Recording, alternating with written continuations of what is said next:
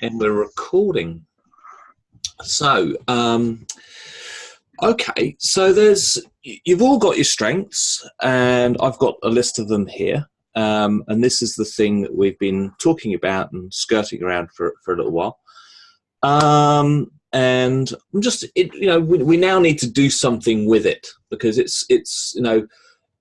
we talk about working with strengths as this thing called name, claim, and aim. So naming it is putting a label on stuff that you already know. So the conversation I've had with people, and the first conversation is, did you resonate with it? Did it sound like you? Did it sound like something you recognize? And the beautiful thing about strengths is it's kind of it's like a language that, and it's a language all of its own, and there's a lot of nuance and subtlety to it that the more you work with it, it's like just peeling away onion skins. And so initially we give you some, and why we tend to coach using the top 5 is it essentially simplifies it, but it just gets to the core of things really quickly, which is a good thing. And as we peel away at it, we start to combine them. So I think last week I alluded it to, the analogy I use is either a food analogy. It's like putting 2 ingredients together that on their own taste like one thing, but when you put them together, they both add subtlety and nuance to each other, and they turn out to be something else. Or a musical analogy would be like a chord. You can start off with a major chord, but then you move your finger just subtly, and it becomes a minor or a 7th or an augmented 9th. It just it changes. It's still a C major, but it suddenly has a lot more meaning. So strengths is a little bit like that. So think about your top 5 strengths as being, ingredients or notes in a chord, and individually they, you can look at them and go, oh yeah, I can sort of hear what they sound like, and you can strum the chord, individually. But it's when you hit them all together, that's when you get the full effect, and that's kind of when it gets really interesting. And so that's what we're going to try and coax out of you tonight. We do a thing called Love, Crazy, Envy, and essentially I'm going to ask you to think about your strengths, and I'm going to get you to talk about them. And that's why hopefully you've got you're familiar with them. And I want you to, and I can certainly, and I want you to share them with people, and tell people what you've got. I'll talk to you about mine. So I'll do the exercise with you, so that you can see what I'm trying to get out of you, and then start to unpack some of the subtlety of it. And the beautiful thing about what I found using strengths over the years is that sometimes you might be working with somebody, and there's something about them that doesn't quite gel with you, or you find, that thing that they do is really annoying, or I don't understand why they do that in that way. And it can really lead to sort of, a little bit of friction in relationships. And it can also lead to a lack of productivity. And once you start to understand strengths, and if you work in a strengths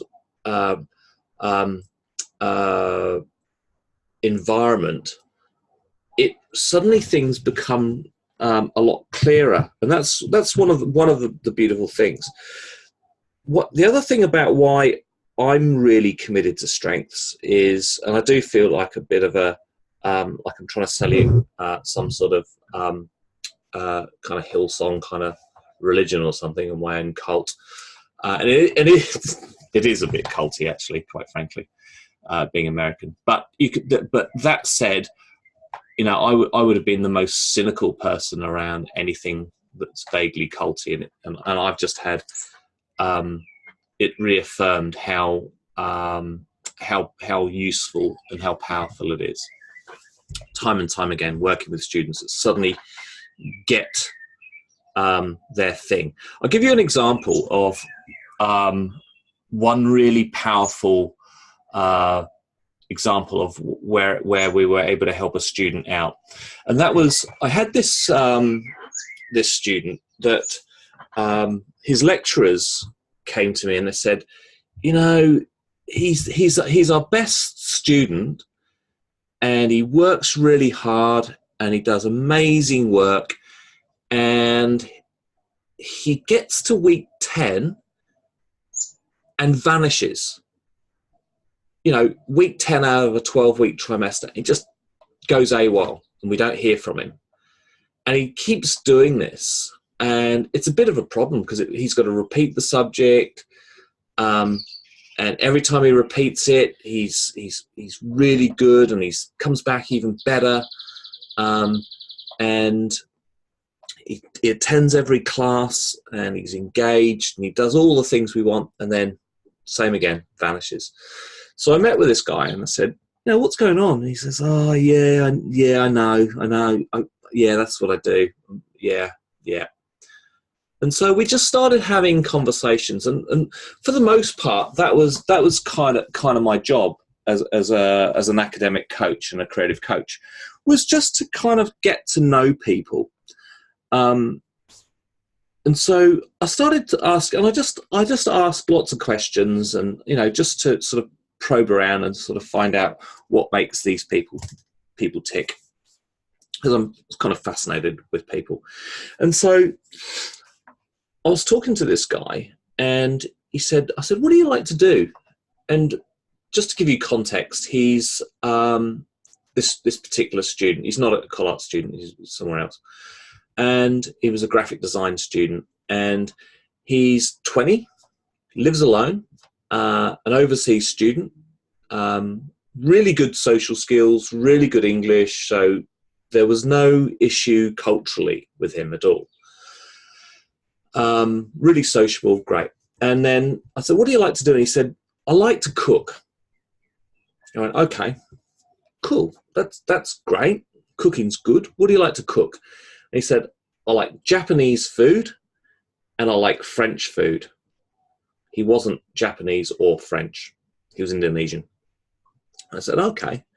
Why do you like Japanese food? And he said, because it's about precision. It's about perfection and precision.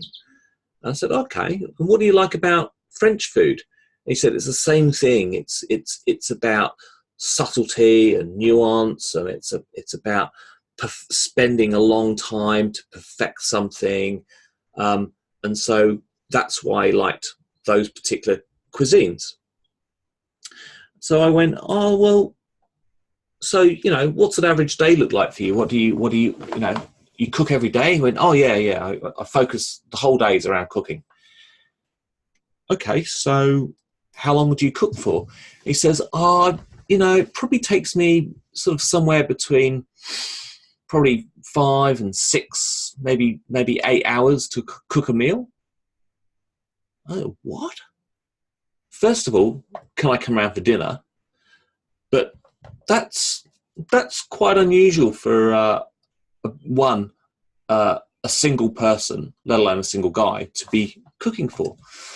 And he went, yeah. So he had this obsessive thing. So we looked at his strengths, and what I noticed was there was some things in his strengths profile that indicated that he was a perfectionist. He had this thing called Maximizer. I said how strengths has a language all of its own. Well, Maximizer, one of the things around Maximizers is they are perfectionists. They tend to, whatever they do, they get obsessed about detail. But they always want to take something, and they've got an obsession with making it better. Whatever, even if it's good, they want to make it amazing. If it's amazing, they want to make it just epic. So that's what maximizers do. And I know lots and lots of maximizers. And it's really helped me understand them because my wife's a maximizer, so I sort of kind of understand where she comes from. So what we were able to do is we worked out that the reason he was dropping out of his classes was essentially that he was perfecting things. And he would get to week 10 and he realized that he didn't have enough time left to make his assignments incredible. Even though he was getting HDs and he was better than anyone else in the class, it wasn't good enough for him. So he would vanish so that he could repeat, he was paying up front as well. He's an overseas student, paying up front, so he could come back and perfect his work the second and third time around. So we reframed what perfectionism might look like, and I said, you know what, maybe perfectionism is just getting it done. Think about the course. He was looking at the course at a kind of granular kind of, like looking at it through a microscope as that one assignment. I said, let's look at your whole career. Let's pull back. Let's look at your course. Let's look at where you want to go. Let's take in the big picture. And it sounds really obvious. And sometimes coaching really is seeing the obvious, because people don't see their own obvious. And he just hadn't seen it that way. And that maybe just finishing the course or finishing that subject, and that he was here to learn. He wasn't here to make perfect. He was here to learn, and that he needed to perfect the learning and perfect that journey. And that's what he did. And he became he went from doing the task as best as he could to learning the subject as best as he could. So he just pulled back. It was just this major epiphany for him. And that was just a powerful example of what strengths did and waffling. So I'm going to have a little peek. I've had a peek into your talents and your strengths. And that we start off with talents, and when we use them, we perfect using them, that's when they become strengths. So talents are innate qualities that we have. And so for me, I've got individualization, which is a relationship building talent. It's in the relationship building domain. And essentially, in a nutshell, and it's a lot more, there's a lot more to it than this, but I'm intrigued with the unique qualities of each person. I don't generalize people. I tend to see the individual, and I get interested in the individual. Connectedness is a little more difficult to explain. And I use that term, it's hard for a fish to describe water because they're surrounded in it. That's what connectedness is for me. So again, it's another relationship building talent. And it says faith in links between all things and people. And so that can work on a number of levels. It can be a little bit spiritual. It can be quite ooge-booge. The universe provides and things happen for a reason. But it's also that... You're in a hippie. Yeah, that's right. And I don't... And I'll tap into this later and I'll explain. It makes a really good illustration. But I could never see this. And I worked closely with a whole bunch of other coaches. So we used to coach each other quite regularly. And I was having a really long walk with someone, one of my coaching colleagues. And I said, this connectedness thing, it's the one thing I can't see. And she said, are you kidding? She said, you're kind of like the poster boy for connectedness. I went, really? And she said, yeah, you do this, and you do this, and you do this, and you do this. And I went, oh, yeah, I suppose, yeah. She said, you're all about connectedness. I said, I cannot see it. And it took another coach to explain it to me. Input. Input's an interesting one. It's in the thinking domain, and input is like learning, but it's there's a practical nature to it. So input people are knowledge hoarders, that they hoard and harvest information with the focus on sharing it with others. And so I'd do this. I'd find, in more kind of analog days, I bought a lot of books, and I'd kind of have books on all sorts of things, because, that might come in handy one day, or I might meet somebody that really wants to know about diesel engines. And I put that away just in case. And so it's this sort of, and what we find is when we were coached a lot of lecturers, and input was something that came up time and time again. It was always in teachers' profiles. So it's a sort of a practical thing. Strategic thinking. Strategic. So it's a thinking, creative, problem-solving kind of talent. And people that are strategic have a way of seeing things in ways that are really good for problem solving, or if there doesn't seem to be a path through, they are driven to find alternate ways to solve problems. So it's creative thinking, and it's a problem solving thing, and it's something that a lot of people covet. But like I said, we all have all 34, and if you haven't got strategic, it's either sitting just below in your supporting strengths, or you create strategic thinking out of something else in your mix. You use some of your other ingredients to make strategic. It's like a sort of a chemical. Ideation, well, that's self-explanatory. It's creative thinking. It's in the problem solving. It's something that you can do.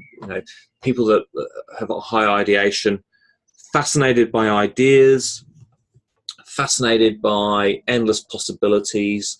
It's they can get kind of a little bit bogged in this whole thinking about ideas, and get excited about ideas. Now, the thing is, because I've got that, I just assumed everyone gets excited about ideas. Turns out they don't, which is odd.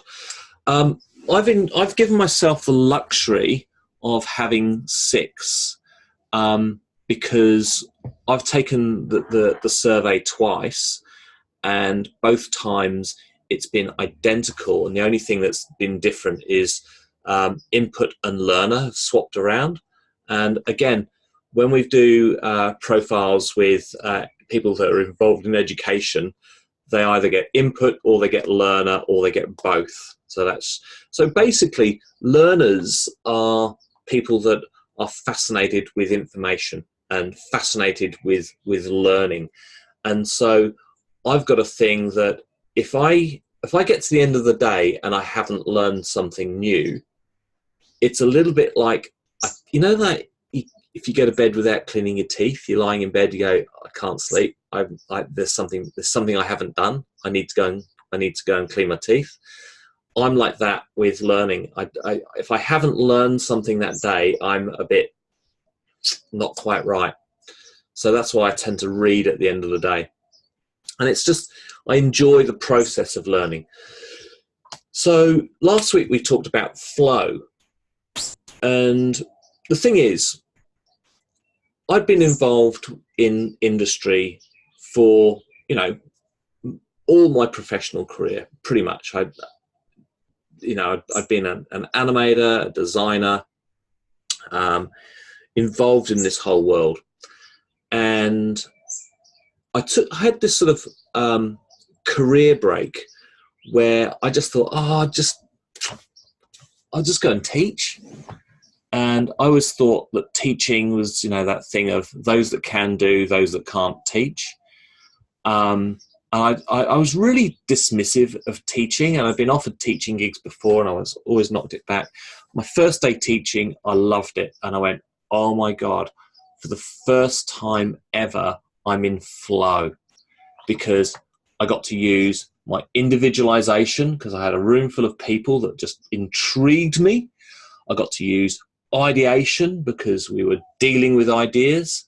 I got to learn things. I got to use input. I got to use strategic. I was using all my strengths. So for the first time ever, I just came out of work and I was like, oh my God, I was really fizzy.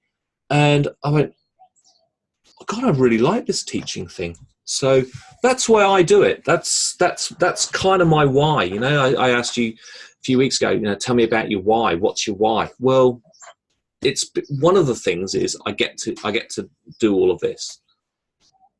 So the other thing I want to talk to you about is what are weaknesses, and we also call them blind spots.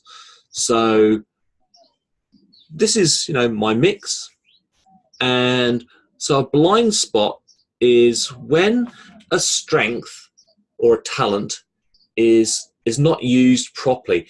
Your weakness isn't the bottom of your list. You know what?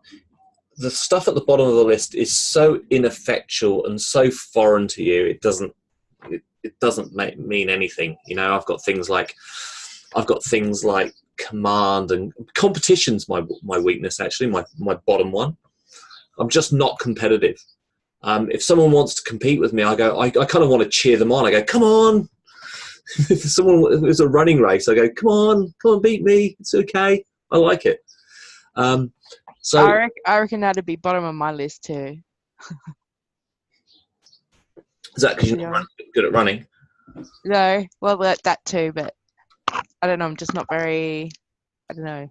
But you can find it in other ways. So I can find that I can find competition in other ways. So somebody who's got maximizer might be competitive with themselves. So I can be really competitive with myself. Yeah, so, I am too, a little bit. So competition for me takes a different nuance, and I can find it in self-performance, self-improvement. So that's what I'm saying. That input, say for me, if we're working on a project, and I go, right, I'm going to go away and find all of the knowledge resources that we need. I'll be over here, and the rest of you'll get on with the project and do what you're good at, and I'll just go missing. I'll just disappear down a rabbit hole and no one can find me. And I surface with all of this superfluous information later on. I go, oh, we might need to know this, we might need to know that, and so that's when it can be unproductive. So that's a blind spot for me, and I can't see that. The other thing about strengths is think of them not so much as talents, which they are, but think of them as needs, that all of your mix you need to do. And if you turn up to work or you turn up to life and you don't get to do the thing that you need to do, something's missing.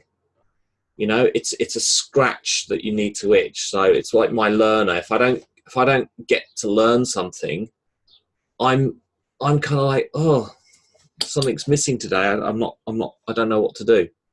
So that's kind of interesting. So here they all are. And I realise that this is a language that you've probably read, or hopefully you've read your own things. Turn my light on. Hopefully you've read your own stuff and you've started to understand, you started to name your stuff. Now we're going to start to claim it. But you might look at something like, maximizing, what's that? Or you might go, woo. What's woo? I was curious about what's woo. I don't have it, but is that like the need to go woo. Look at me. I don't know. I don't know what it is. What's woo? It's an acronym for winning others over. Well, that's An kind of interesting one, and I come across it occasionally. And it's those people in a room. I know this woman who's got woo, and I meet her at professional events occasionally, and she works the room. She walks in and she needs to know a little bit about every single person in the room, and she's like social lubricant. She'll walk over to you, and I've met her a few times, and she knows so many people that she forgets she knows you. And her name's Jane. She walk over and she goes, "Oh, blah blah blah." I said, "Hi Jane, we've met before." Blah blah blah. I explain her where I've met her. She goes, "Oh yeah, blah blah blah blah blah." And she'll say, she'll ask you something about, "Tell me what you do again." And I work in design, or I work in education, or work in animation, or whatever.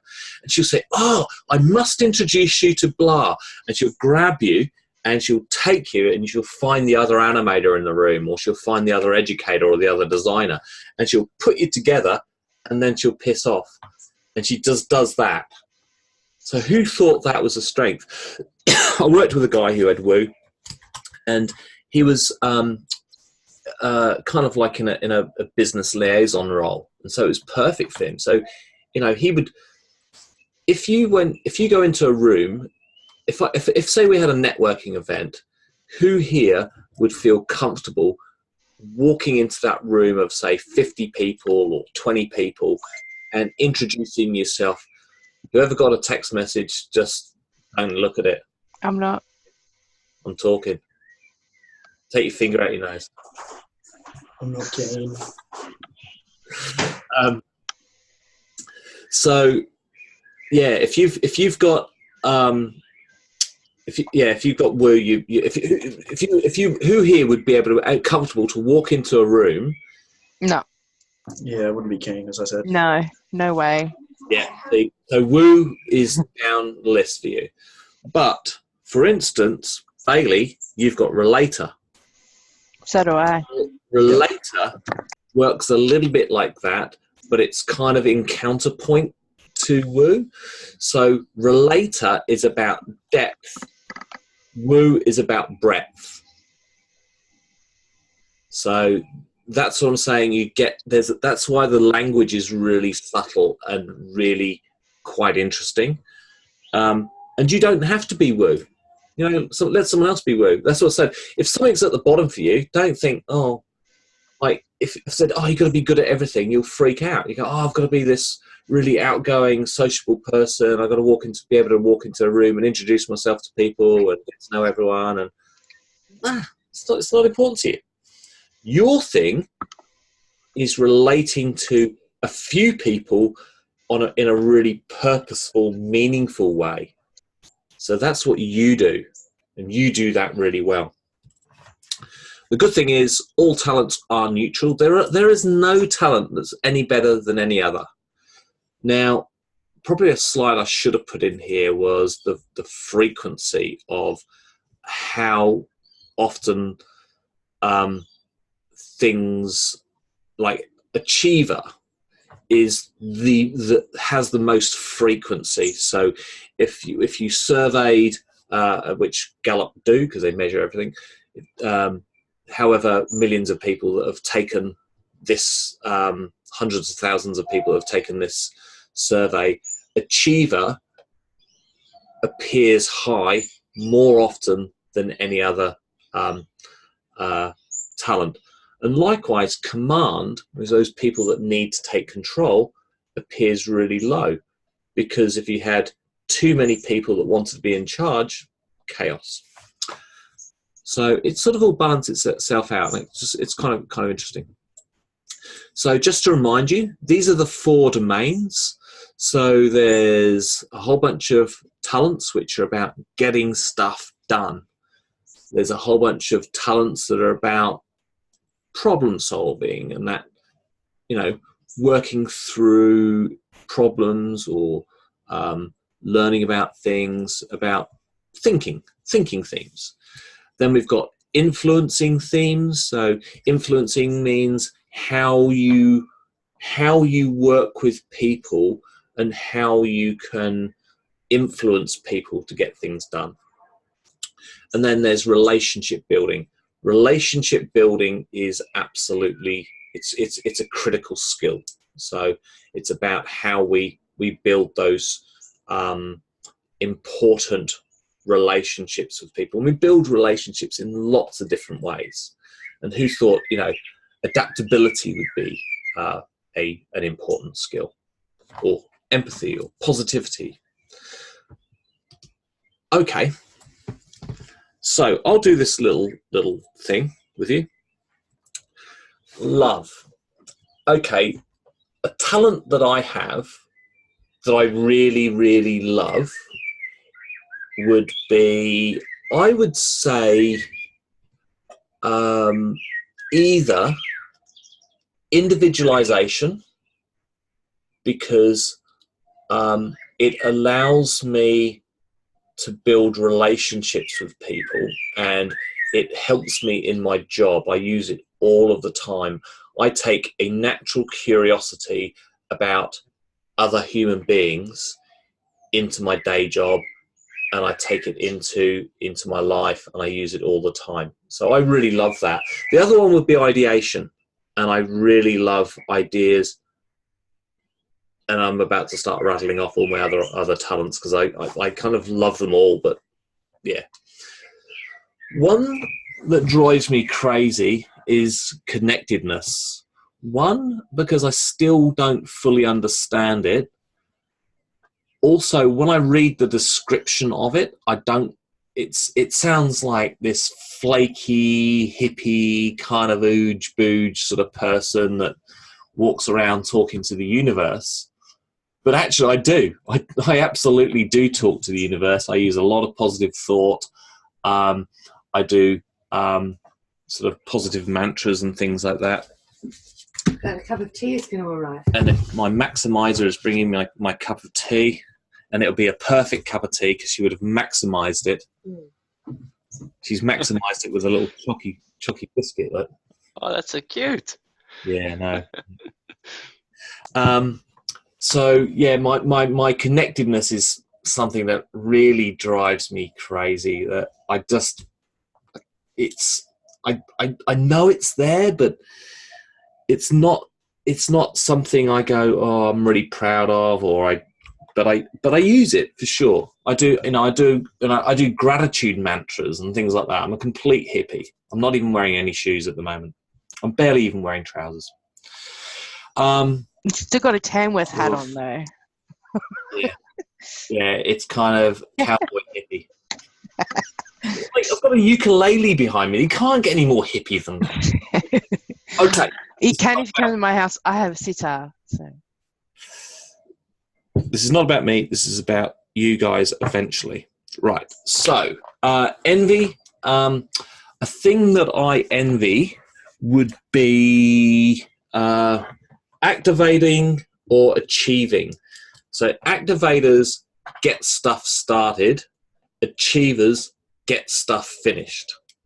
And when I see that in someone's makeup, or I've worked with activators, and it's like it's a thing that I envy, but it's also a thing that sort of annoys me slightly, because I've worked with activators, and the activators want to just get stuff started, whereas I've got all these thinking themes, and I'm needing, intellection's quite high for me as well, so I need to go into my head to think through problems, and I get there, but I need to use my intellection, my ideation, my learner, my input, and an activator's like, come on, let's get going, and I'm like, just chill the fuck out.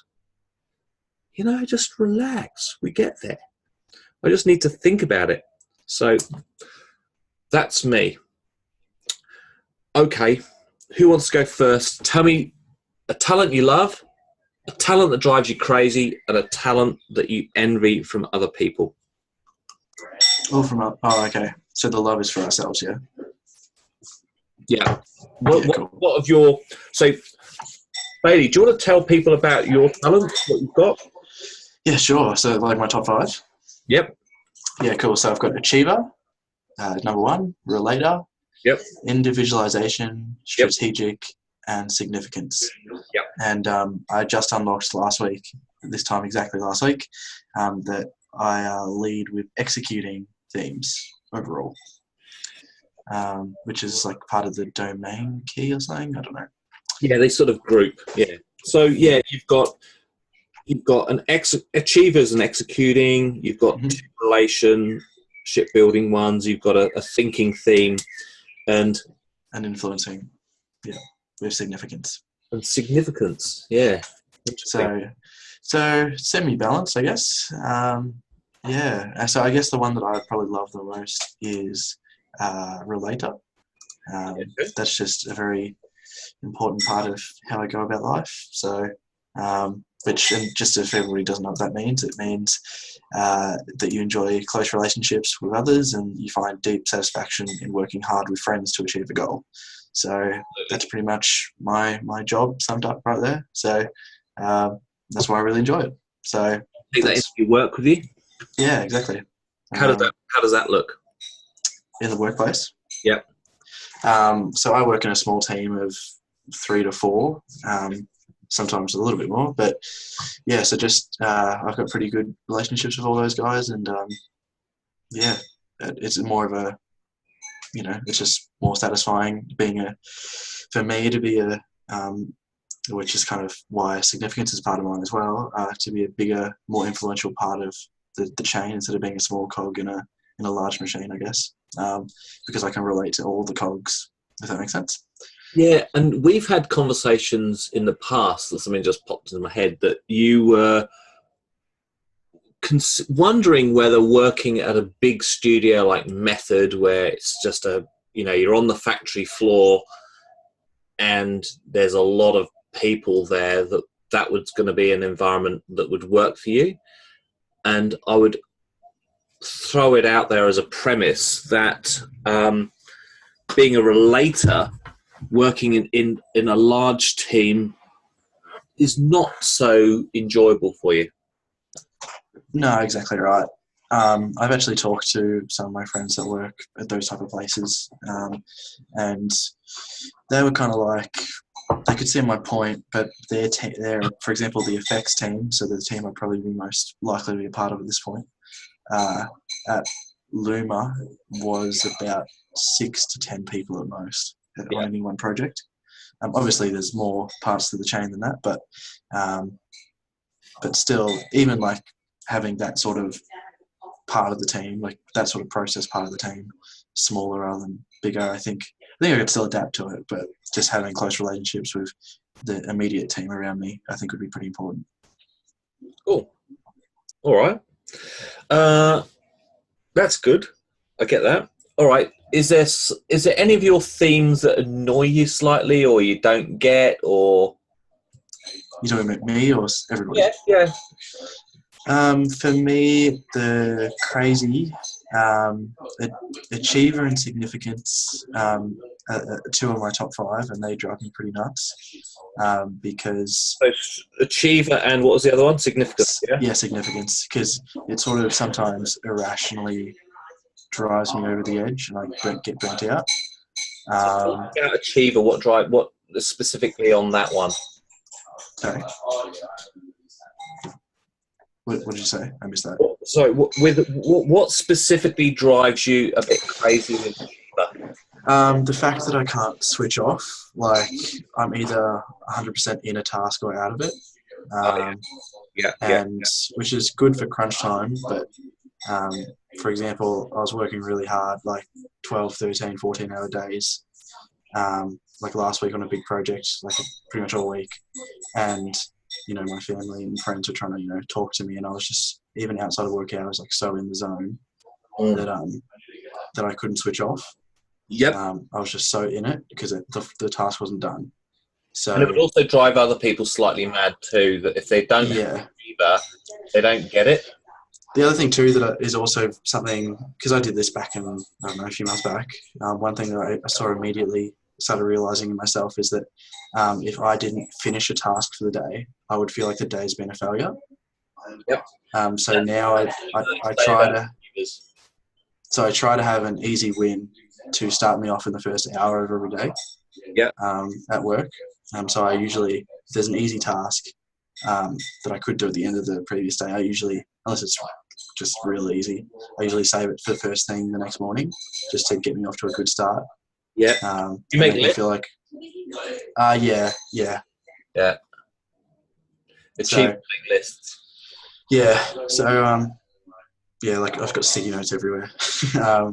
So yeah, that's what drives me crazy. And if you want to do envy while I'm going, there's another one that drives me crazy, which was like one of my significance, wasn't it? Yeah, but that kind of ties into Achiever. The thing that drives me nuts, which was actually 32 of the 34 for me, was Woo. I just don't really. It's sort of envy and crazy at the same time, like because I'm a relator. That's like my second highest one. Woo is not, as you were saying before, not different, super different, but it's just a different way of going about it. Well, the relator. Well, actually, Woo's a influencing.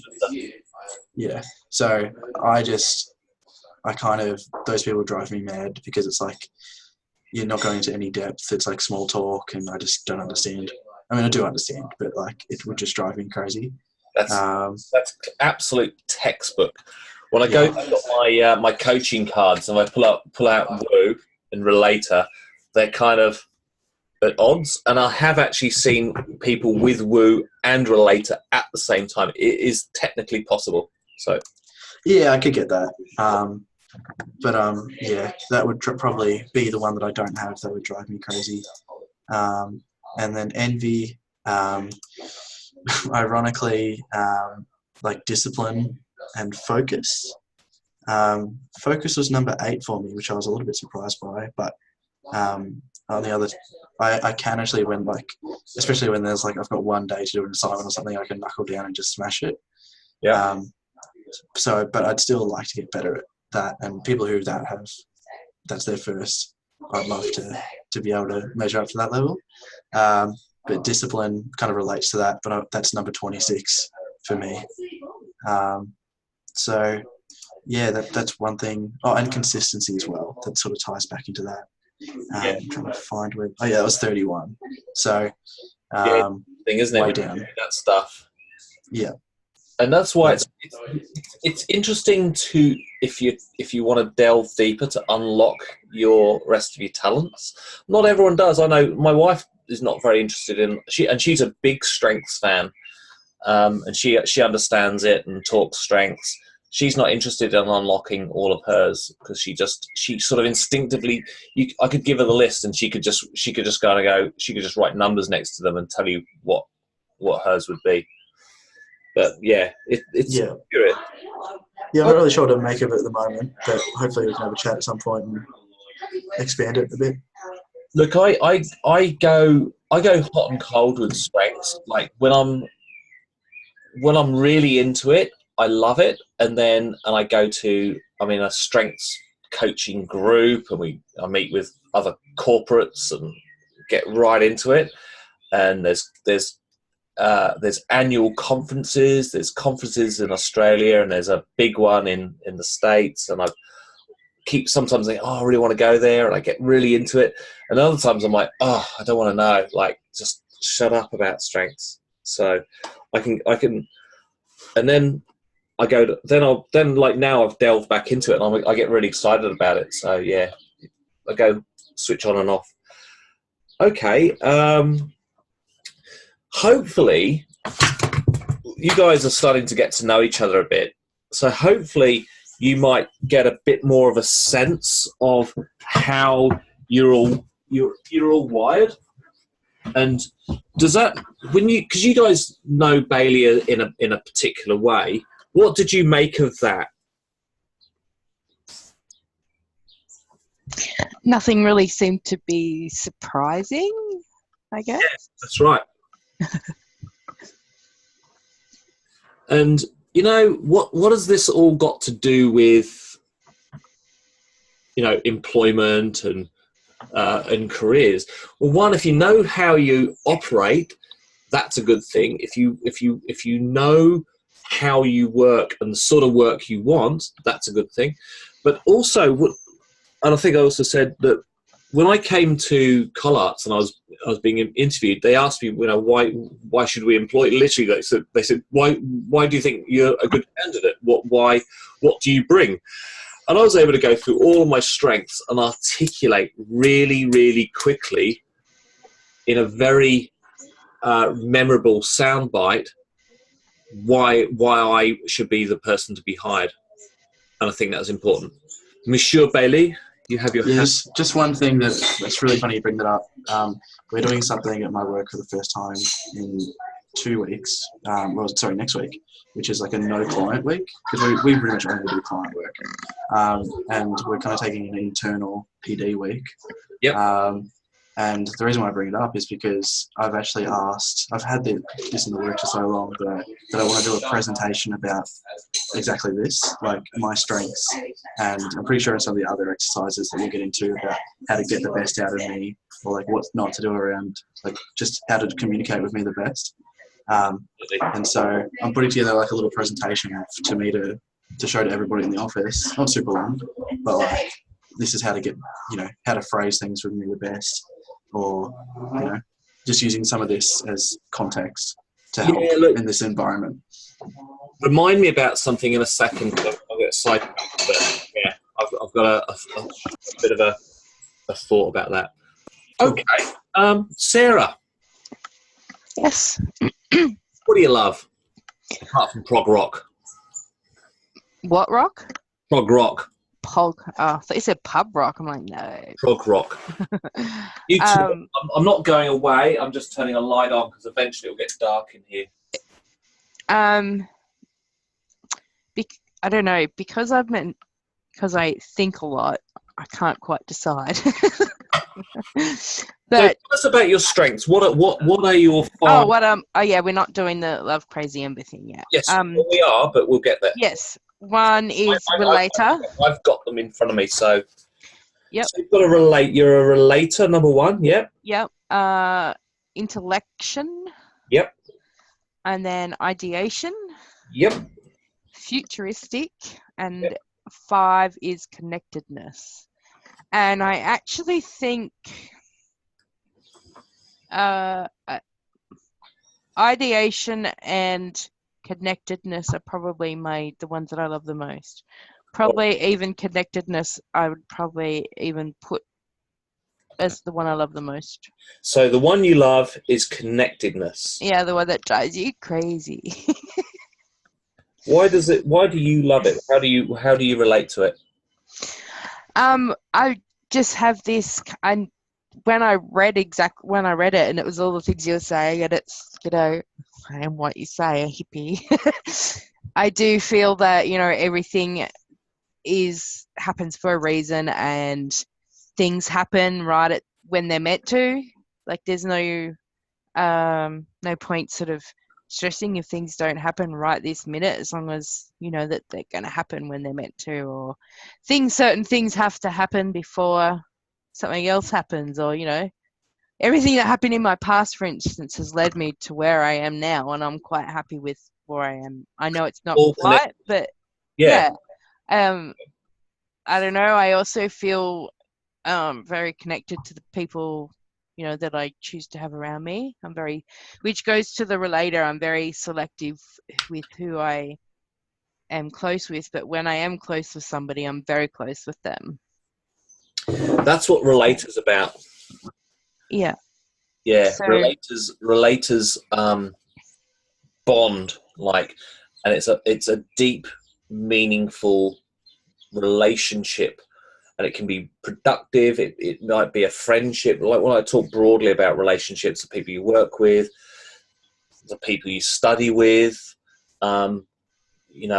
romantic relationships, professional relationships, your neighbours.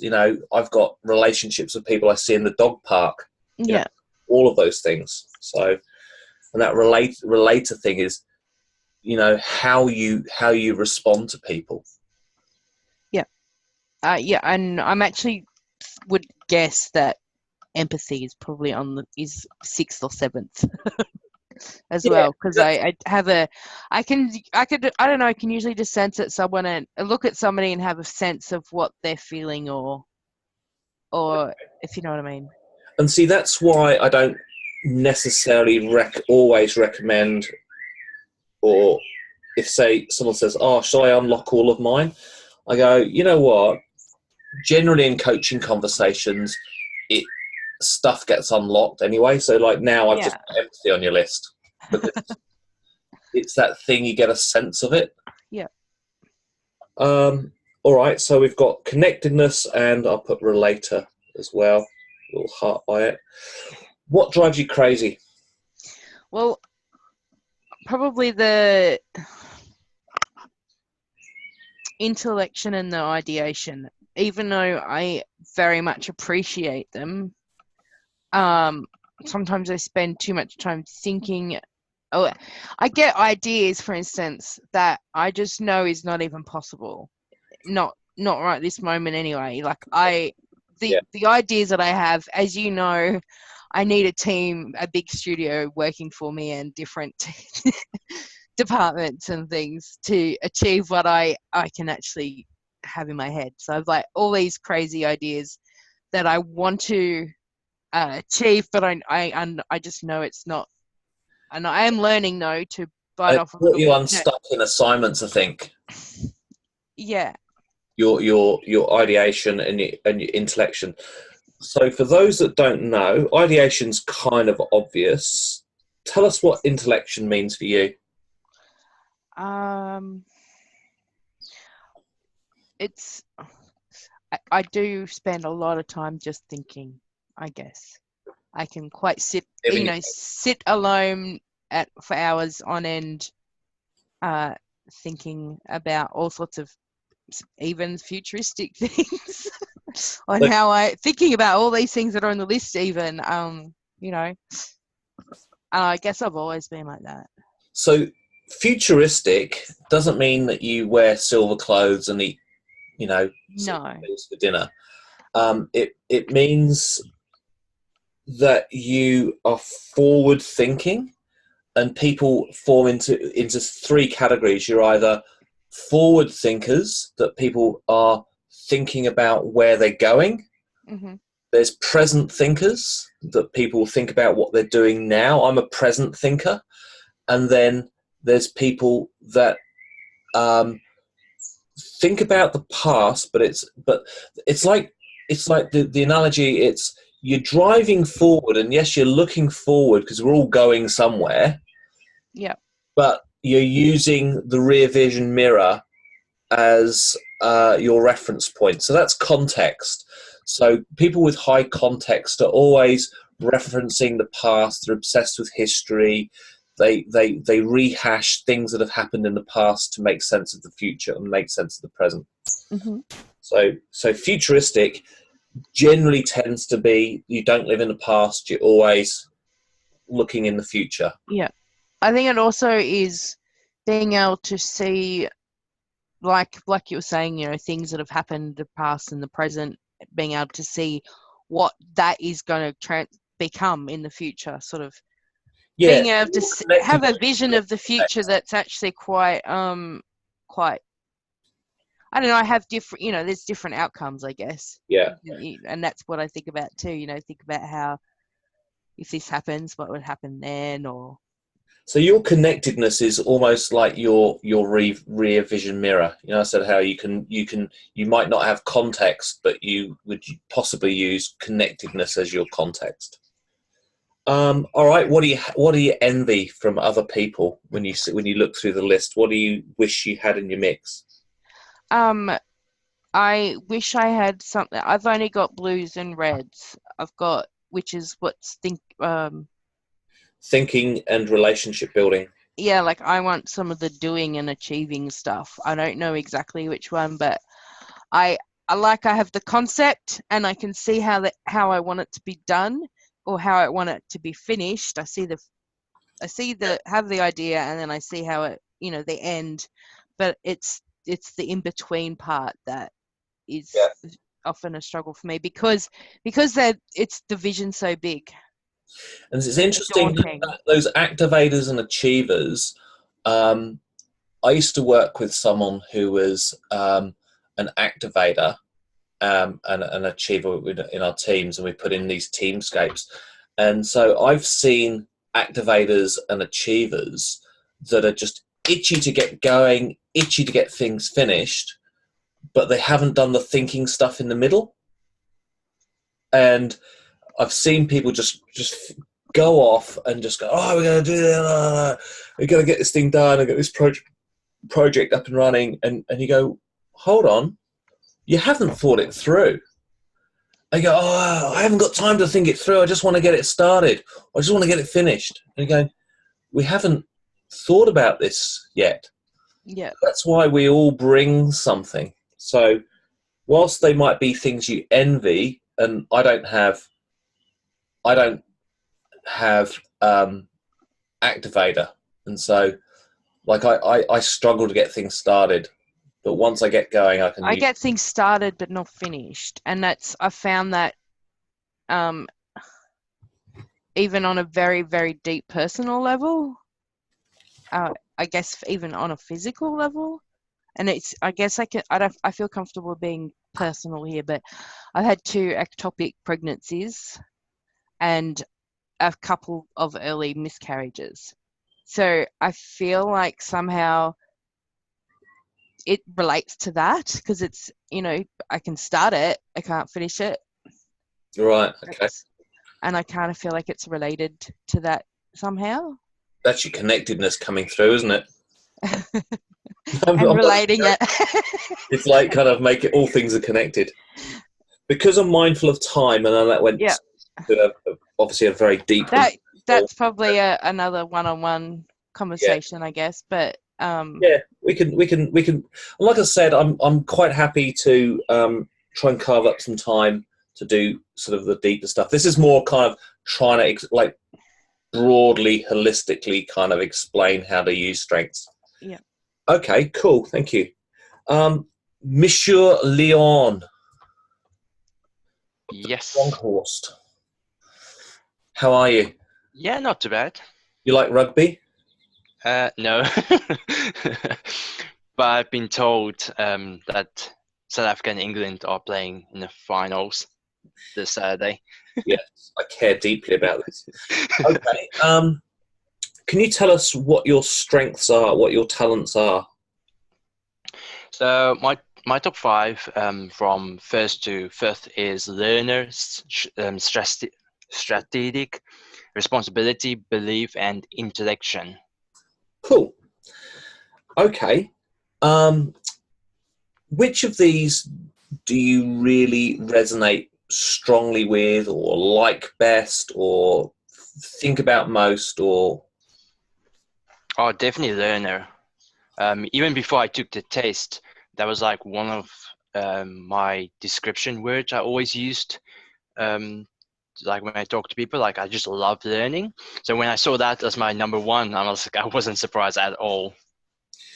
And that's the thing about strengths, that when I used it for 6 months, and I was still a bit kind of skeptical, going, I think this is bullshit. There's other coaching modalities that I was really interested in, but we were trained in this, and I didn't make the decision. Time after time, I'd meet students all day long, and they all said, I get this. This works for me. I only met probably 2 or 3 people out of several hundred that said, I don't get this. This is bullshit. So this is why I love it, because it just keeps resonating. Okay, so you love your learner. Great. And we can unpack that, more later. I'm just trying to move things on a little bit, because I've got another exercise. What drives you? That's okay. Crazy? Well, definitely strategic and intellection. And why is that? For me personally, it's just like sometimes I just can't switch my mind off, because I'm constantly like thinking about stuff, and then when there's a problem, I'm always thinking like ways to work around it or to solve it. And then if I don't get a solution, that like frustrates me. Yeah. And then when it's like involves other people and they have like I can't stand like small talk. And like or just like having like shallow conversations, like I just don't like that, because I'm a deep thinker. So when I do communicate with other people, it is it tend to go to like a more deeper level and just instead of just the surface. So that's why I tend to like keep my conversations like selective. And see, that's how intellections doing your relator thing. You see what I mean? Yeah. Yeah. So that's subtle. Like for Sarah's got relator, Bailey's got relator. So they do that in one way. You do the same thing, but in a slightly different, nuanced way, and that's what's kind of interesting. Okay. What do you envy? I don't know really. I think because I haven't like read through all of them and know all of them in depth, but I definitely probably can say like communication and probably maybe woo as well. Yeah. Because I do envy people that can influence other people easily, or just like communicate their ideas and thoughts like very concise and clearly. Because I feel like sometimes I can't like really do that well. Yep. Maybe that I think because I always have too much things in my mind. So when I do get a moment to actually verbalize it, it's just like all wants to come out like at once, which can be a problem. Things that we do. Sorry to keep talking over people, but one of the things we do is we can say things like, "Okay, as a learner, you can learn to do the thing that you envy. You can, and that's why we don't say, all right, we need to turn you into a wooer or a communicator, but you can learn about how you communicate and ways to communicate. So you might communicate visually, or you might communicate with your ideas. So you've got intellection and strategic. So you're a problem solver. You're an intellect. You like disappearing into your thoughts, but you might learn how to use those to communicate, for instance. So that might be a coaching strategy that we would go down. Yeah, because when I communicate with like one-on-one, I love one-on-ones. My communication level is very good. I can like it is actually. But when I do it in a group setting, it's like I know it just falls through most of the time.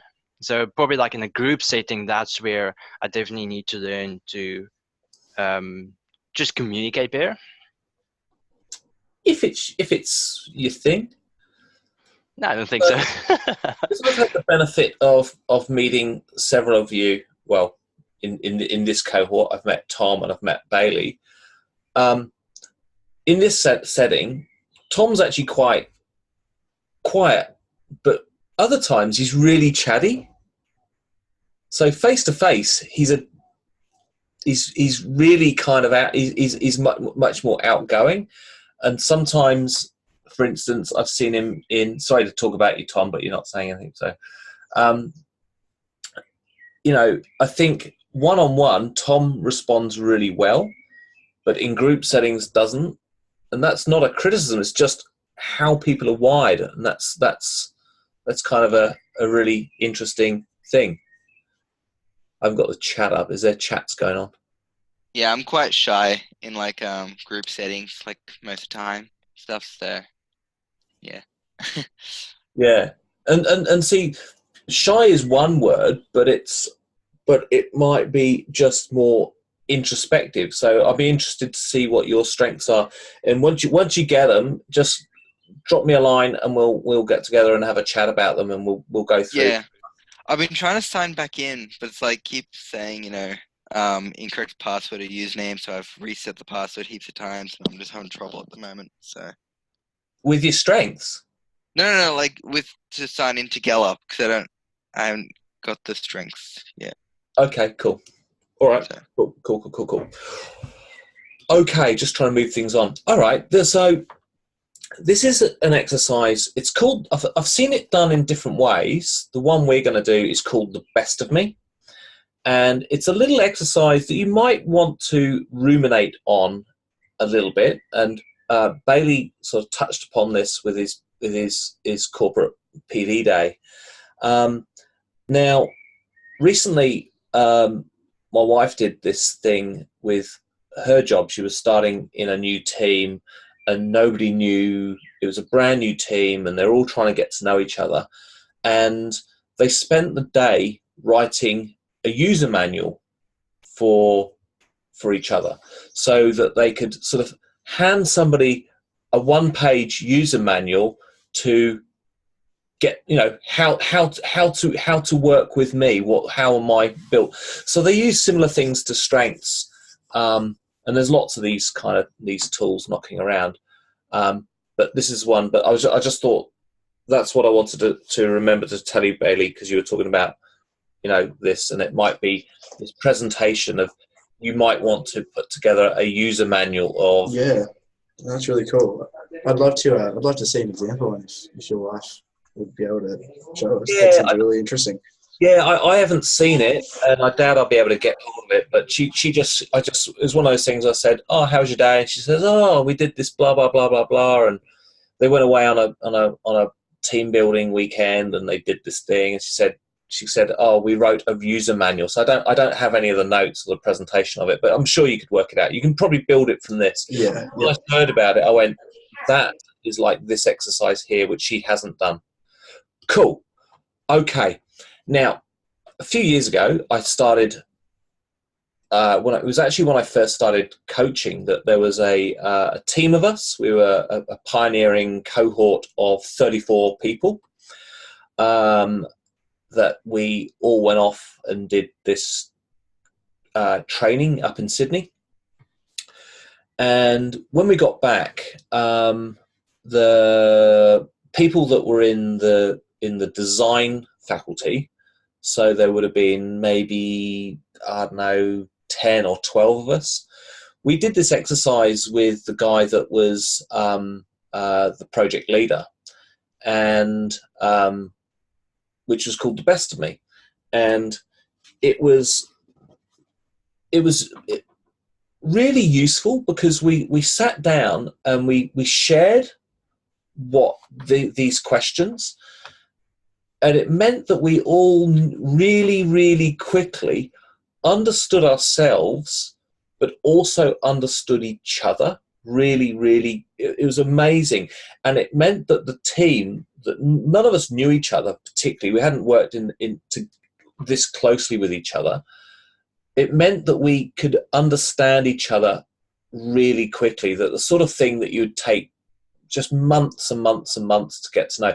And also, we were an online team as well, so that not all of us are in Melbourne. We were scattered all over the country. So it meant that I got to know team members that I'd only ever seen on Zoom, and that I'd only ever met face to face once or twice. And I just really quickly, I went, I know you, and I know how you operate. So the best of me, you get the best of me when.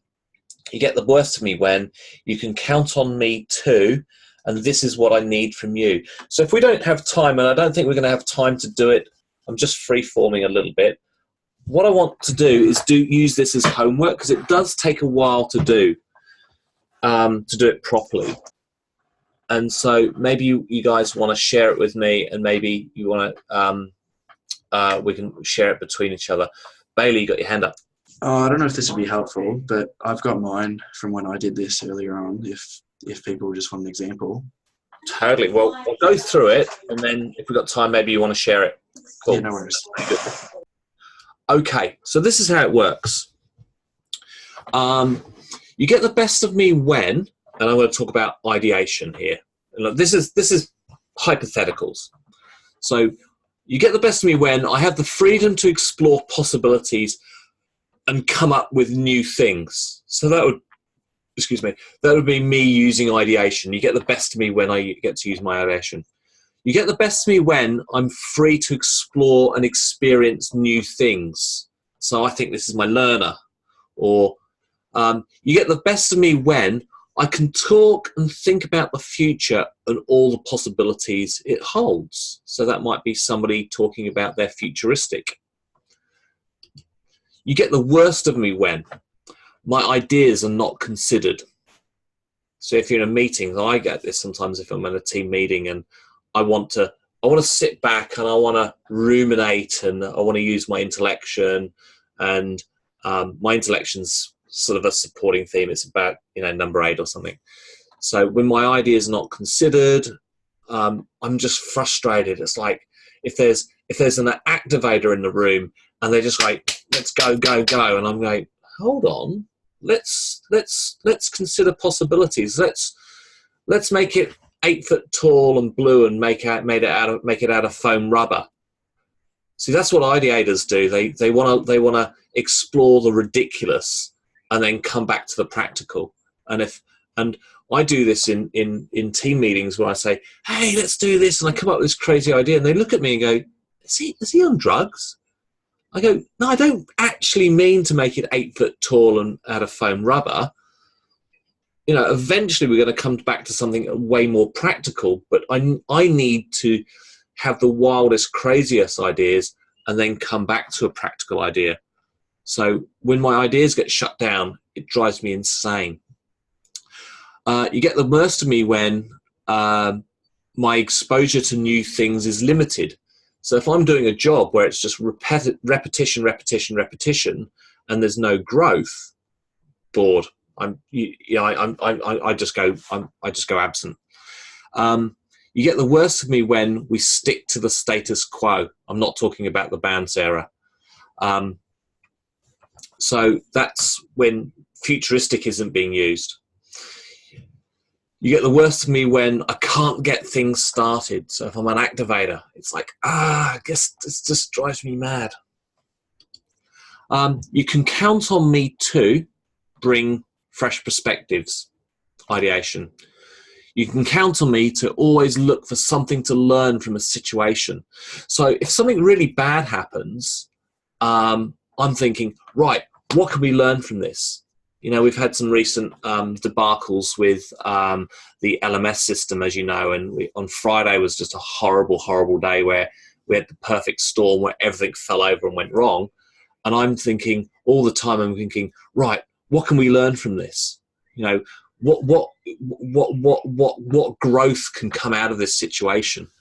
So that's what I always bring. You can count on me to talk about the future and how things could be. So when you work with, I don't have futuristic, but when I work with futuristic people, they bring this thing that I don't have. And I really value that because my learner goes, oh, great, I want to learn about what you bring to the future. Strategic. You can count on me to consider alternative possibilities and strategic. You can count on me to get things finished, the achievers.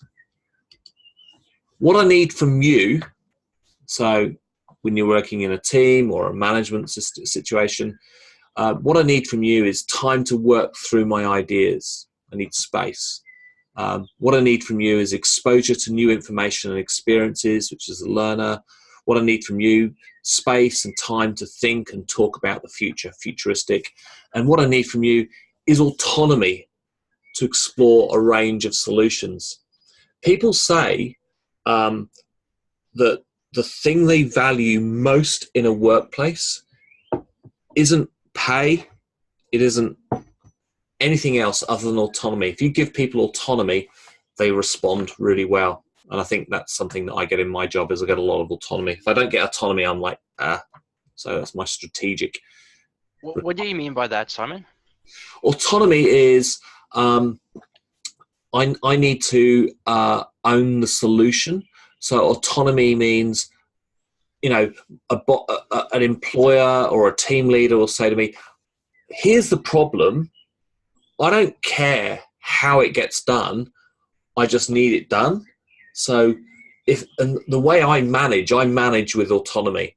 So I don't micromanage. I just say to people, I explain the task to the team and I say, this is what we need to achieve.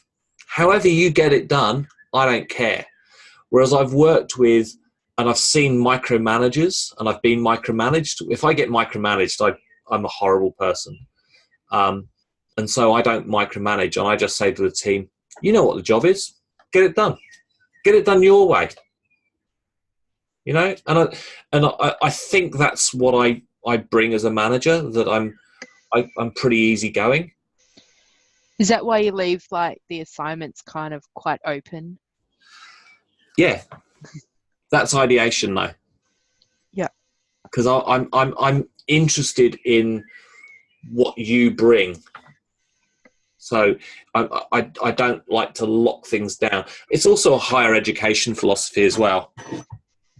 So when that tight sort of deliverables is quite vet, whereas the broader open-ended thing is more higher ed, which is another conversation for another day. Yeah, I think we've already had it anyway. No, it's good. So what I want you to do is consider these and write these down, just because I'm mindful of time, and I can sort of see that this is probably something that you need to think about. Bailey, you had some suggestions around this.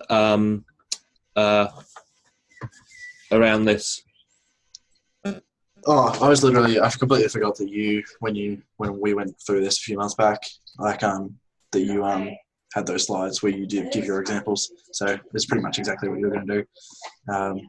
That's right. So yeah, so that's all good. So what I want you to do, and I can if you just make a note of this, I'm going to share these slides anyway. Here's the autonomy. Do you think that's a good thing to do? I have them written down already, and also some of them answered. I highly, when you're looking for words to because I found it really hard to just answer these questions. I assume you sent through the sheets to everybody, Simon. Yeah. The PDFs. I've got these cards that I use. Yeah. I've basically scanned these and I've sent everyone's to them. If you wanted the full kit, I've got this is basically the coaching toolkit. And when if I was to sit down with you individually, I would pull these out and I'd go through them. So there's a whole bunch of information that I normally do verbally, but you've got them. If you wanted the whole kit, you could I can give you the PDF and you can go through it. Plus I've given you some extra things as well. There's two sets of stuff that I've given you. So yeah, I think using the language and the reading that you get with your strengths will give you that language. Yeah, and if you haven't done that already, I don't know if anybody did those questions that I was talking about last week, but I found that really helpful too. Hundreds of people I've coached that has ever done it. I'm just an overachiever, Simon, right? You are. You achieve. You do. It's funny. It's good. Full self-awareness. It's not. It's something I envy. It's good. Okay. Sorry, I talked over you. I do apologise for that. I realised that. I was watching some of my recordings the other day and I went, no wonder I just don't let anyone get a word in edgeways. No, it's all good. I've got a blue rock, right? I did this coaching thing with one of my colleagues, and it's a much broader. We used to do some hippie trippy stuff. This blue rock, right? And we all had to. She had this bag of stuff, and we all had to take something out of the bag that we liked. And this woman always used to wear blue. And I liked working with her. So I got this blue because it reminded me of her, right? She works up in Brisbane. And she said, the exercise was to keep this thing on your desk to remind you of something that you need to do more of. And it had to relate to your strengths. And because one of my strengths is learner, and I obsess about learning, and there's a nested word inside learner, and it's ear. If you look at the word learner, it's got ear written in it. And so I'd leave this on my desk to remind me that I can learn better when I use my ear. Yeah, that's smart. I like that. That's pretty good. Yeah, nested words. And so that's what that's there for. I'll leave it there. If I shut up and listen, I'll learn more. You know, it'd be just a completely random thought, Simon. You know, it'd be a really interesting topic for a lecture, like one of those, like, how can I put it, out of the box kind of non-curriculum lectures, like the one you did about imposter syndrome and all that. Is I would find, like, especially for online course, like a how to be productive from home.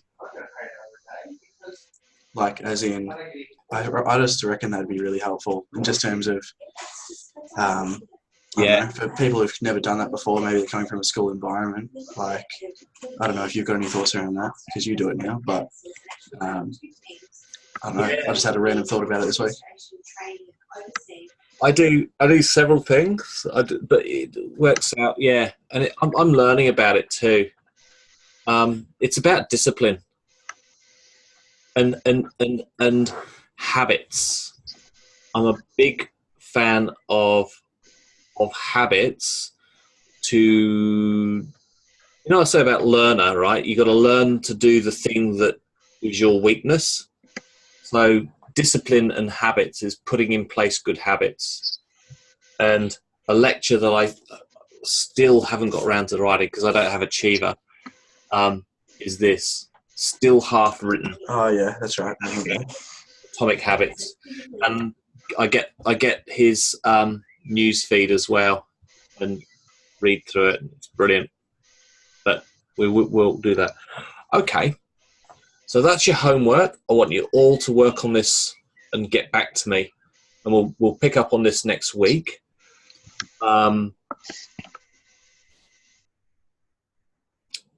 So, I think that's the thing. People sort of say, why coaching? Creatives are the worst for understanding coaching, and creatives are the ones that need it most because we're all sort of terrified about leaping into the deep end. But it's that coaching helps you break those barriers and living your best life.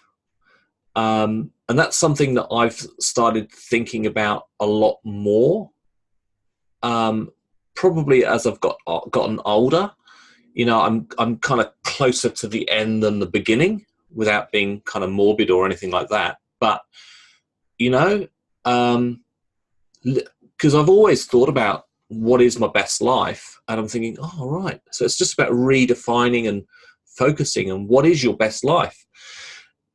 This whole coaching journey, I wish I had had access to strengths when I was 20. It would have saved so much time.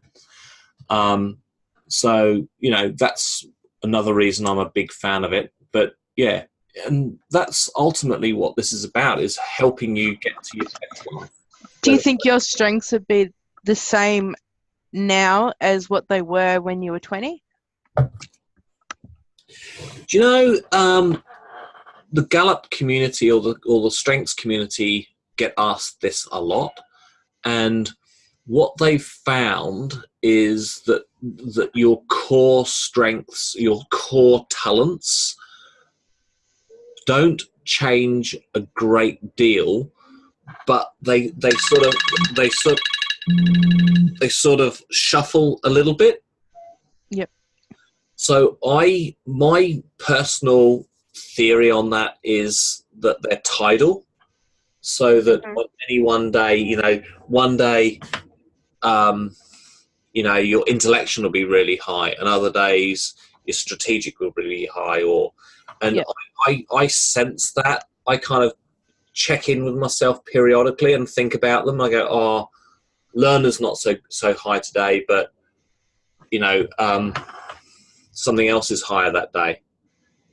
And so I think they're in flux and ebb and flow, you know, a bit like the moon. Yeah.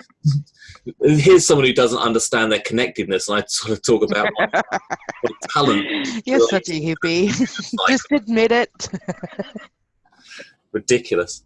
I'm going to send you my Bob Marley hat with the, dreadlocks and the beret to wear instead of that one. Yeah. I'm probably more of a cowboy.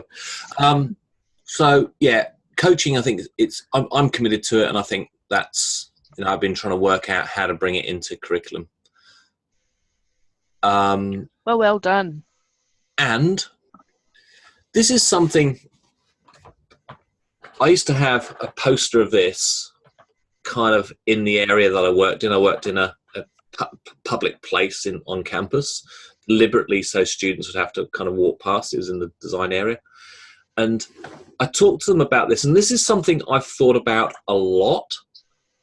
And I used to think about this when I was a student.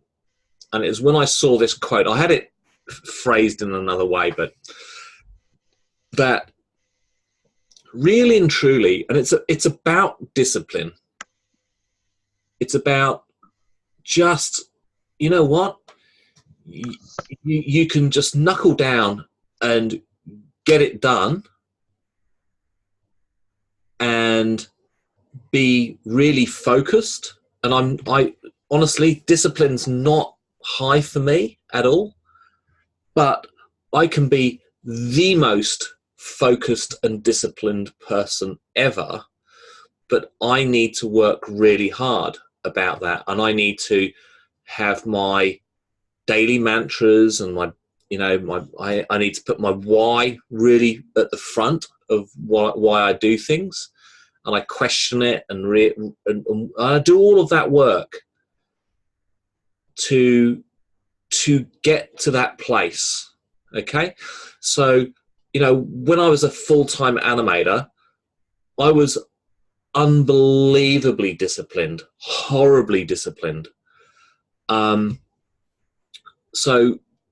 it was something that came from somewhere else, and it was that thing of the pain of discipline, which just means sacrifice, just getting stuff done, being really focused, against the pain of regret and that thing of not making those deadlines, not living your best life, because you're not living your best life because you haven't done the work, you haven't done the discipline thing, you haven't made the sacrifices. And I used to think about it a lot. I go, you get to choose one of two things: the pain of sacrifice, the pain of discipline, or you're left with the pain of regret. And I've certainly experienced both. And so it's that procrastination thing.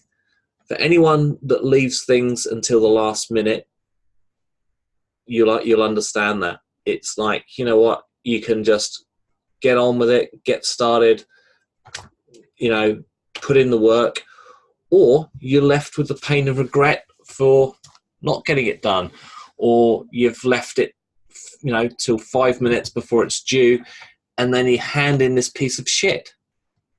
What more can I say? It's kind of coachy. And I like this guy, it's on the diving board, it's that thing, isn't it? Do you guys ever remember being on the top diving board as a kid, and all of you mates have gone over, and you really don't want to go, and you go, oh God, I don't want to go, and then you've got down from the ladder, and then you hate yourself because you haven't jumped off, and all of your mates, they've all sort of bonded and they're really happy. Yes. And then when you do it, you're kind of like, oh, I did it. Oh, it wasn't so bad. Just get it done. I've got 2 regrets in my life, and they're painful. So you understand. So yeah. One was selling my Fender Stratocaster, and the other one was not jumping into the limo with Jimmy and Robert.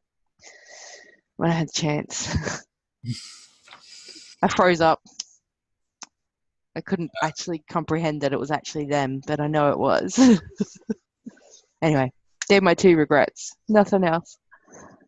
And why don't you go and buy another Stratocaster? Because I'm broke.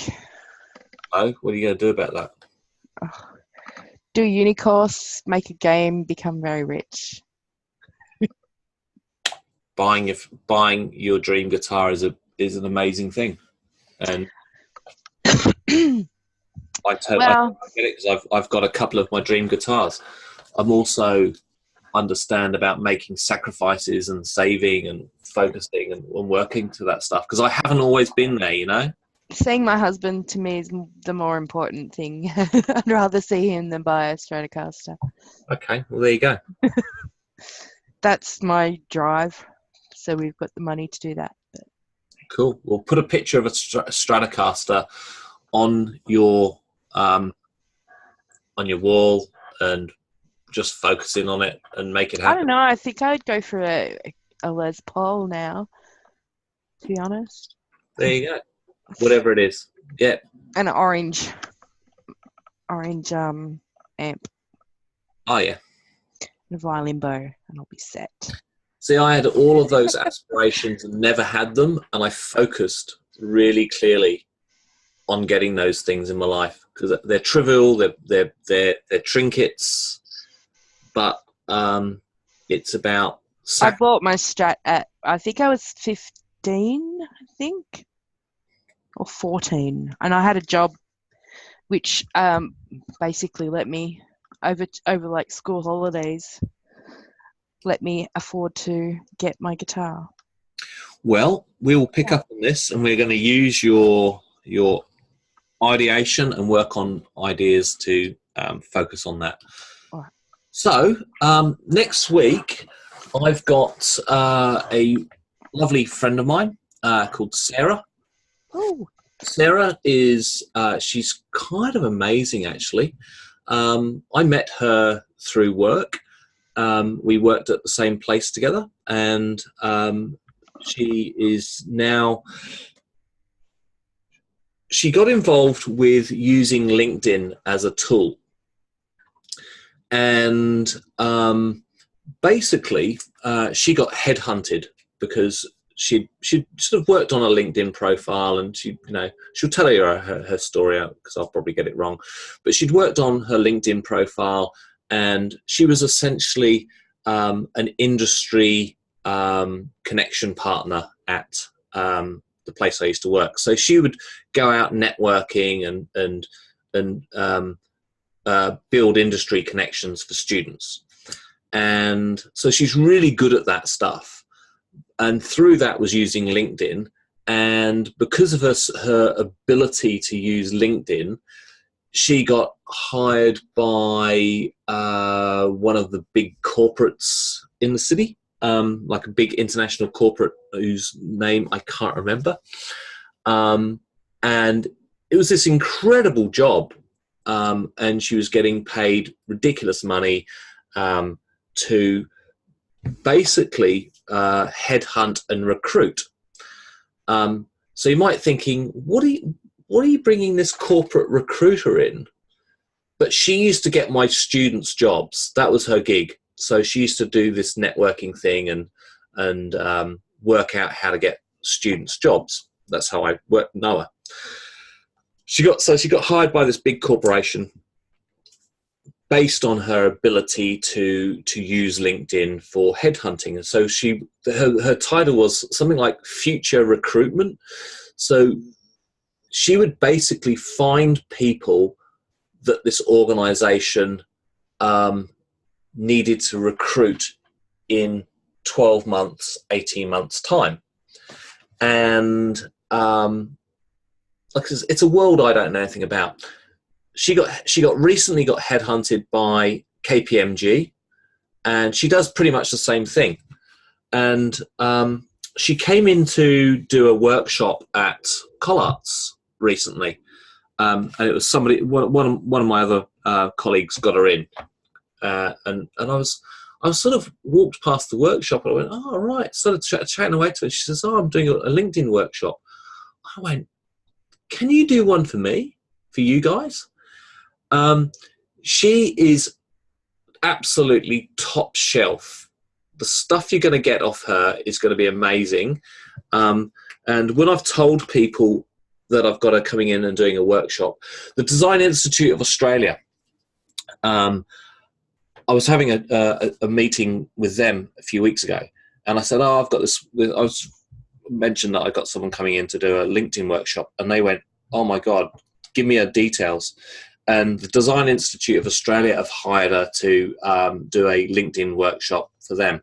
So we're pretty lucky. So I've pulled in a pretty major favour. So I'm really looking forward to it. So she's even doing it on a public holiday. Extraordinary. So What a legend. yeah, she's pretty good. So hopefully you're going to get a lot out of that. I'm really excited about it, and like she was amazing. Like she's a sort of person that you would never have access to, and she doesn't come across that way at all. She's pretty chilled out.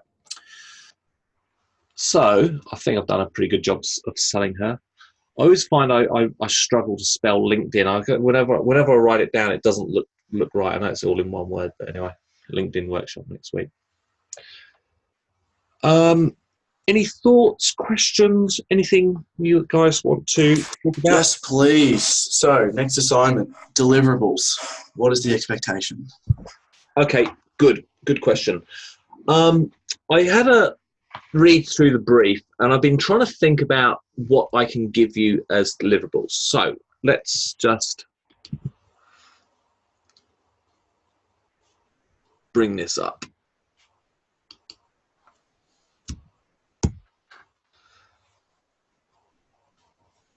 Okay, sorry. So let's have a look at this. So again, I know it's wishy-washy. What do I want to see? I want to see how you present yourself on social media. And I've been trying to think about what I need to give you as a definite. Show me what you look like on social media. So you've done your branding, you've started to work through your branding, and you would have built upon that a bit more. So I know you've all worked on that a little bit more. What do you look like on social media? Look, it's 20% of the overall mark. It's not a big assessment. It's work in progress. So don't overthink it, but I do need it started. So the thing that I kind of got from the first assessment is that I sort of felt that there was a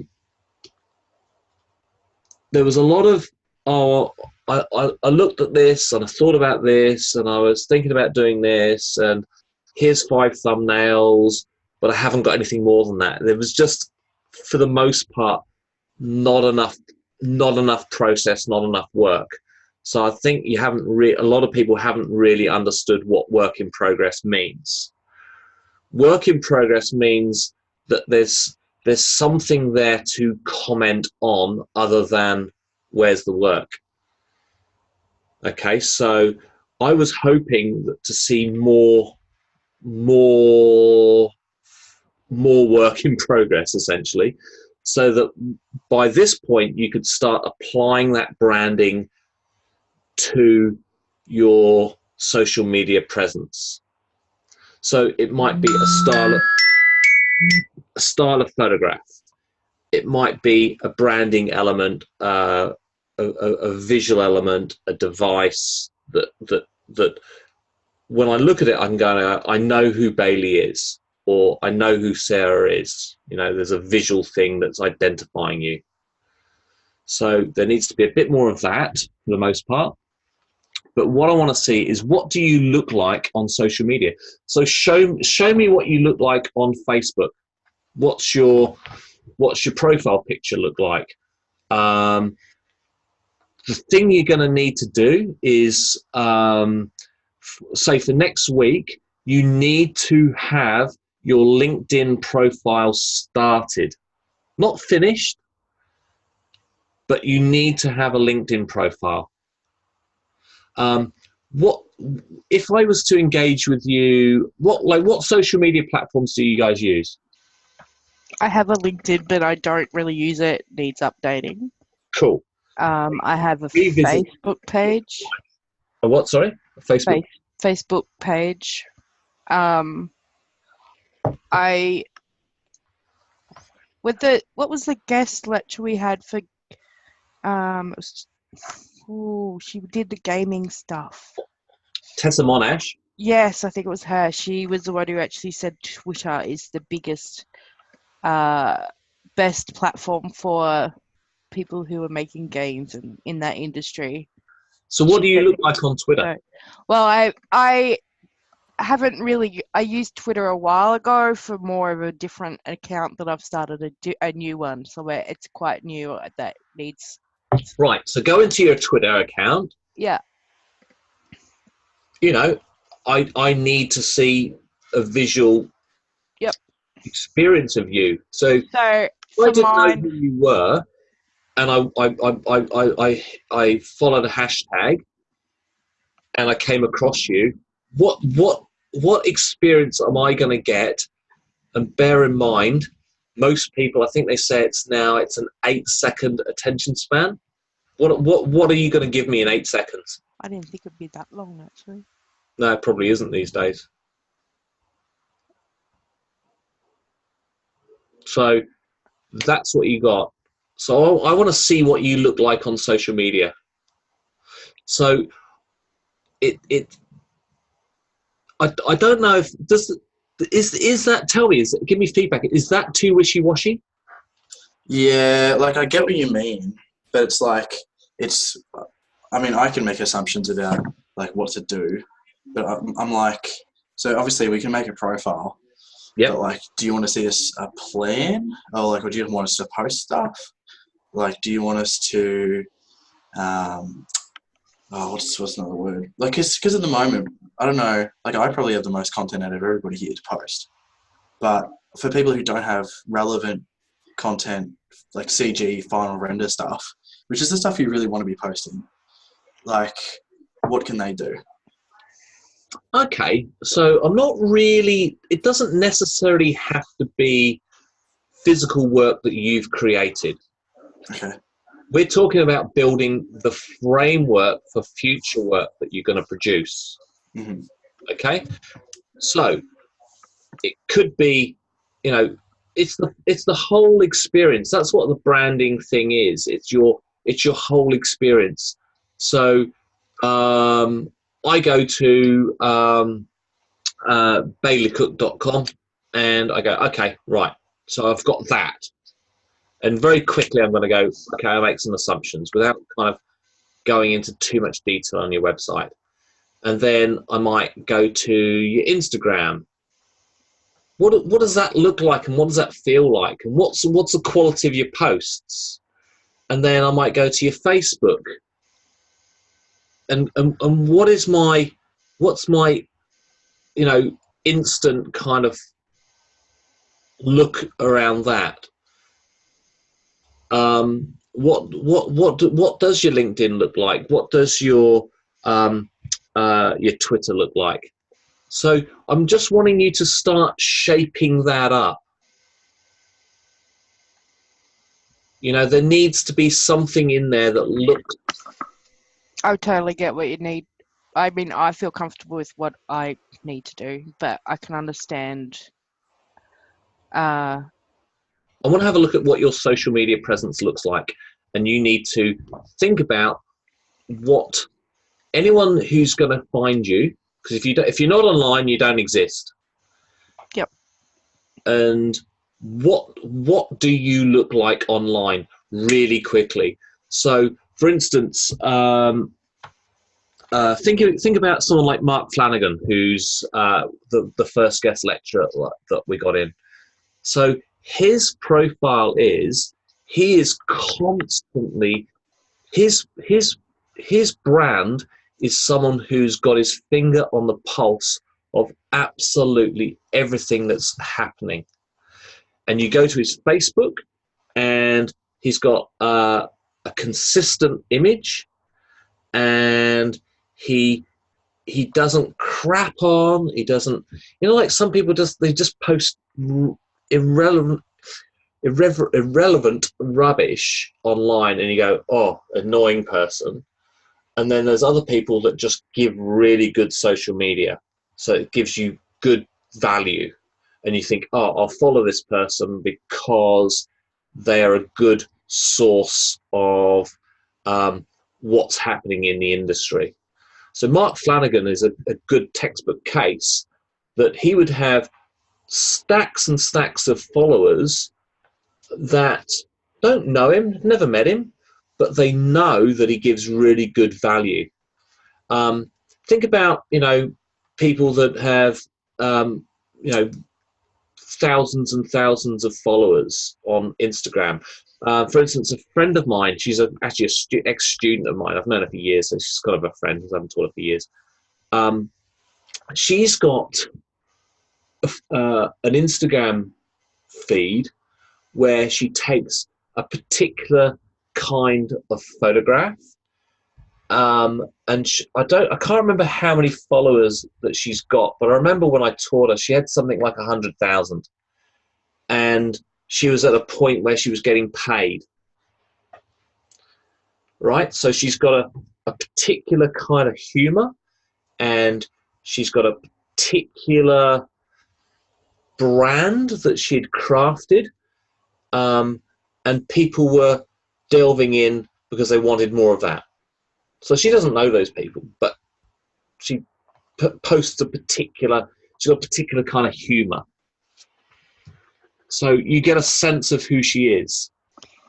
Would you say Pinterest is classed as social media? Could be. I guess it's very simple.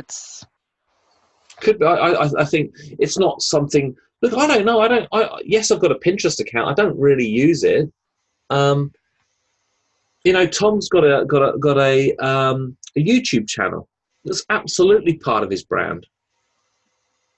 So I sort of want, I want to see what that looks like, and could it be improved? Could it be polished? Could you do more? I want to somehow get some of my followers from my Led Zeppelin page. So 7,500 on there. Have a look at how other people use social media. So having a bit of an audit and saying, that might be useful to sort of say, oh, this person, they present themselves like this here and present here, and this is, this is what they look like on social media. And how do you look like what do you look like? What is the quality of your posts? Oh, in my case, more like quantity. I need to do more. Yeah, quantity. That's why, on occasions, I've sometimes curated some of the content on the there was just ones that I know of anyway. and I've pulled stuff down because it's sort of noisy. I go, oh no, just it's off focus. And I'm not being harsh or mean. I'm just kind of going, no, come on, focus.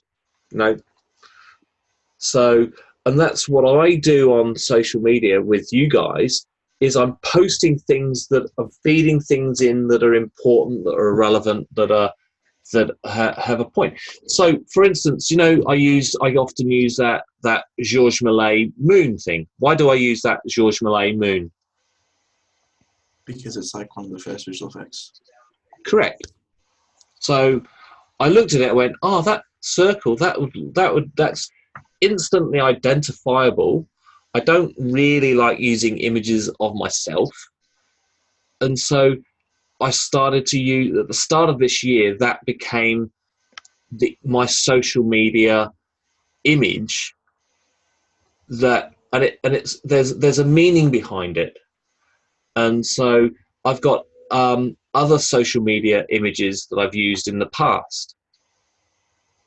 And so I treat social media as an extension of the office. I have in the past gone off on political rants, but I never do that anymore. Because, I realize that people experience me in a certain way, and I need that to be professional, because, down the track, these people might, be looking to employ me. I absolutely know the guy that employs me, I absolutely know he would go and have a bit of a stalk and see what I look like on social media. Absolutely, 100%. So I wouldn't do anything on social media that I wouldn't be comfortable doing in the staff room. So he employs me as somebody who's somebody knows about education and is passionate about certain things. So everything I do on social media is fairly relevant, but there might be some interesting banter about something. So I know lots of people that I follow professionally or know in a professional setting. I know what their brand looks like. I know people in visual effects, I know people in animation, in design, that have just got a particular way that they present themselves.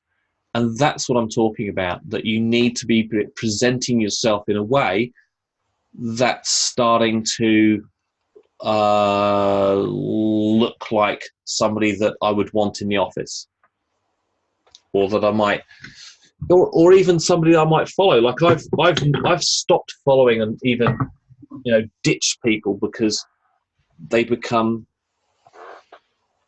a liability on social media. You know what I mean? Have you ever come across anyone on social media and go, "Whoa, dude, you're kind of." Yes, I've unfollowed. I unfollowed my mother. That's a problem, isn't it? Yeah, I had to make my friends list private because she was just friending everybody. Yeah, well, It was nasty. but you know what I mean. And that's Yeah. the thing. It's a bit like you kind of get associated by who you hang around. Social media is the same thing, that people would know me on social media from hanging around other industry people. So LinkedIn is absolutely critical for that stuff.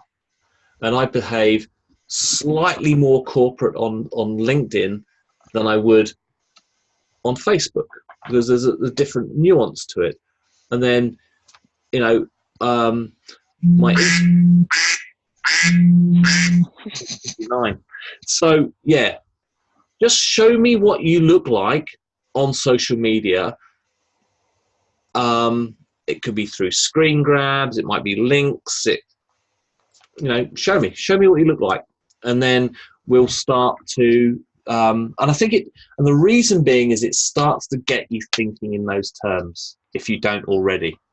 That's it. So don't overthink it.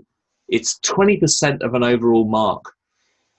So in theory, you could not hand anything in for the first 2 assignments. Don't do that. Because the final one is 60%. You're going to have to get close to kind of 90% to pass. You have to get a HD for that. More than. Just from that assignment, which would bring everything else down. So yeah, don't do that. Dangerous strategy. I love how you just straight up don't do that. Just before anyone can even think about it. Like, you could just not hand in anything. Don't do that. That's right. I've been around this stuff long enough, because people have selected what they remember. They go, I remember him saying that you could. Not hand it in. You could, but you wouldn't. No. So basically, just need to work on my branding a bit more, and then do a rebranding. Once I've got the images and everything set, then I can spread that along my social media and start making posts. Everything's set up. I just barely use it. Well, Like every time I post a decent thing in the Col Arts group, I should be posting it on my. absolutely. Go and show me, for instance, as part of your. You guys are great at that sort of lead-in interlude thing of your. I was looking at this, I was thinking about this, all that interlude stuff that you guys are great at doing. Do that with some people on social media. Show me what other people look like, and then show me what you look like in comparison. It could be just some screen grabs of some people that you've met. Like Mark Flanagan's a classic example. But show me what other professionals look like online, and then show me what you look like. Yep. And then, start, if you've got your branding, apply it. Yep. What does your photograph look like? I often use the one that I use on this, the little cartoon me. That's just me though. So, I don't like photos of myself. You don't have to. I don't use a photograph of me either. But that's for like a casual profile picture, I guess. Yep. Well, this is professional now. Hey Simon, on a slightly different topic, would we be able to get week 6 video again? Because it said it's blocked. I forgot to tell you last week. I know it's blocked. Yep. And it's because it's the David Beckham thing. All right, I'll have to cut the David Beckham out of it and repost it. I got it, and I get sent an email from YouTube that the EPL had muted because of that David Beckham thing, and I went, you're all there. So was that a copyright claim? Yeah. Didn't you just love them? Frustrating. I don't even remember what it was. What was the? Well, the funny I thing. have a video of him. Oh, that's right, playing. Yeah, Yep, so I remember that. The irony is, Tom and Sarah both vagued out at that point. Tom was like, it's sport. Yeah. Yep, I'll come accurate. back when it's Me finished. too. This is kind of like more related to the YouTube copyright claim. There's this video which I was gonna add to the Facebook page because this guy has done a Star Wars fan film based on Darth Vader. It's like really well done. Like it was high up there. I think it cost him like 160,000 USD to actually do it. And he got all the go ahead from Lucasfilm, but he wasn't allowed to do any shared funding or make money off of it. And so he's uploaded it unmonetized. Disney comes along, adds a copyright claim, puts on all the ads, so now they're making money off of his film he's doing. Like, oof. Yeah, Disney, they're not good people. They're not. Yeah, but the film's really good. I'm going to send it because the VFX that's added into it is just amazing. It's like probably the best fan film out there. Great. Well, post that stuff, Make sure you watch it with an ad blocker on so Disney don't get any royalties. But I think like he's trying to do like a episode 2 of it, but it's like I think that's going to cost even more to do. So it's like, oof. Sounds good. All right. I might get out of here because that's one of the things that I've been doing a bit more, is being a bit more disciplined around time. because I find I get to the end of the night and then I'm cactus and then rubbish the next day and then unproductive. So, Tom, do your strengths. If anyone wants to do the one-on-one coaching, please get in contact with me. Thursdays, Fridays are better because they're the days that I'm not prepping for classes. You don't get much quality out of me on a... Can I book in on for a Friday? email me. Okay. And I'll put you in the diary. All right. If it's not in the diary, it doesn't happen. Sorry, I'm But just I don't want writing to it do down. it through email. Sorry? But I don't want to do it through email. I'm writing myself a reminder. Email silent. Well, send me a fax. I'll send you a pigeon. Yeah, I was about to say I want to do old school pitching. Anyways, guys, Awesome. I'll talk to you guys later. Okay, guys. I don't want to talk to Peruvian you later. runners. Bye. See ya. Bye. Yeah.